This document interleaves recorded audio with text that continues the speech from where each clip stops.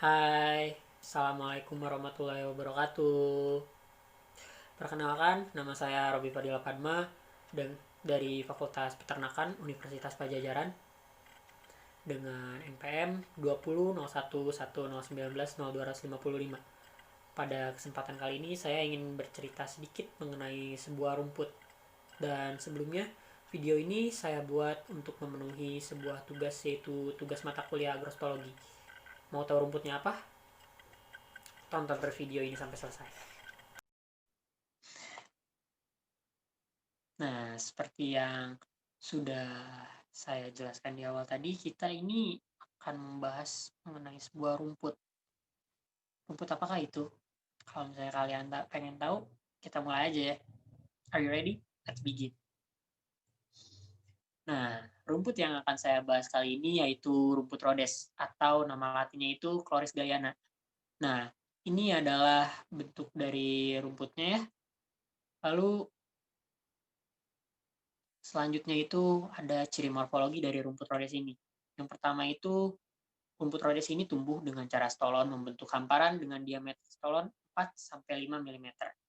Lalu sistem perakarannya itu kuat loh untuk rumput Rhodes ini dan dapat mencapai kedalaman 4,5 meter. Nah, rumput Rhodes ini memiliki batang yang bercabang-cabang dan lebat dan daunnya lebat, halus, tidak berbulu.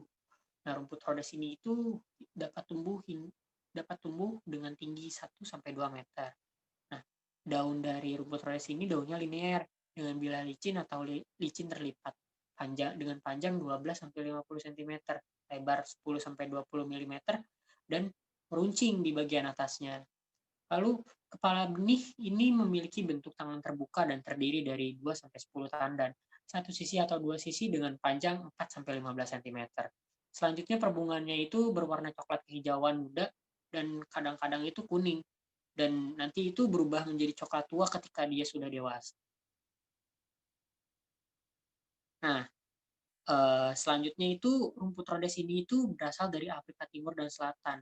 Namun beberapa sumber itu menyebutkan bahwa rumput Rhodes ini berasal dari Afrika, Algeria, Botswana, Egypt atau Mesir, Ethiopia, Kenya, Lesotho, Mali, Maroko, Mozambik, Namibia, Niger, Senegal, Somalia, Afrika Selatan, Sudan, Tanzania, Tunisia, Uganda, Zimbabwe, Makronesia, lalu Pulau Madeira dan Pulau Kanari. Bila kita lihat ini, mereka ini berada di dataran benua Afrika ya. Bila kita lihat. Lalu adapun kondisi tanah yang disukai atau layak untuk ditumbuhi oleh rumput Rhodes ini. Sebenarnya semua jenis tanah itu layak untuk ditumbuhi, akan tetapi ada beberapa jenis tanah yang memang membuat produksi dari rumput Rhodes ini itu akan menjadi baik dan tumbuh dengan baik gitu rumput Rhodes ini.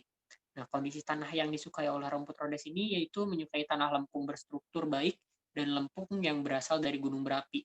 Nah, lalu tumbuh di sebagian besar tanah yang dikeringkan dengan baik, kecuali lempung yang sangat berat. Nah, selanjutnya itu sebenarnya bisa rumput Rhodes ini tumbuh di uh, di tanah lempung yang sangat berat asalkan kesuburannya itu memadai. Lalu rumput Rhodes ini sangat toleran terhadap kadar natrium tanah yang tinggi. Nah, dengan konduktivitas itu dengan konduktivitas tanahnya itu lebih dari 10 desisimal per meter. Desisimal itu adalah sebuah satuan yang menunjukkan eh, menunjukkan apa ya namanya? Menunjukkan daya hantar listrik oleh tanah itu gitu. Lalu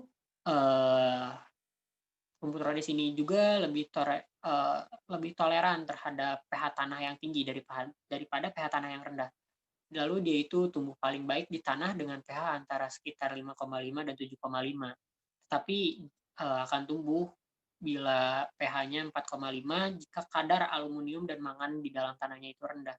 Dan juga dia dapat tumbuh dengan pH tanah itu sekitar 10 juga dia dapat tumbuh gitu. Lalu curah hujan minimal yang dapat di apa ya namanya? Yang dapat ditoleransi gitu oleh rumput rhodes ini. Nah, curah hujan alaminya itu bervariasi loh, dalam kisaran 500 hingga 1.500 mm per tahun. Dalam budidaya itu biasanya ditanam rumput rhodes ini di daerah dengan curah hujan 700 sampai 1.200 mm per tahun. Lalu rumput rhodes ini tidak akan bisa tumbuh subur di daerah dengan curah hujan yang tinggi, yaitu lebih tinggi dari 1.800 mm per tahun. Nah, adapun ketinggian tempat dan iklim yang cocok untuk tumbuh dari si rumput rhodes ini, yaitu 2.000 meter di atas permukaan laut di daerah tropis dan lebih dari 1.000 meter di atas permukaan laut di daerah subtropis.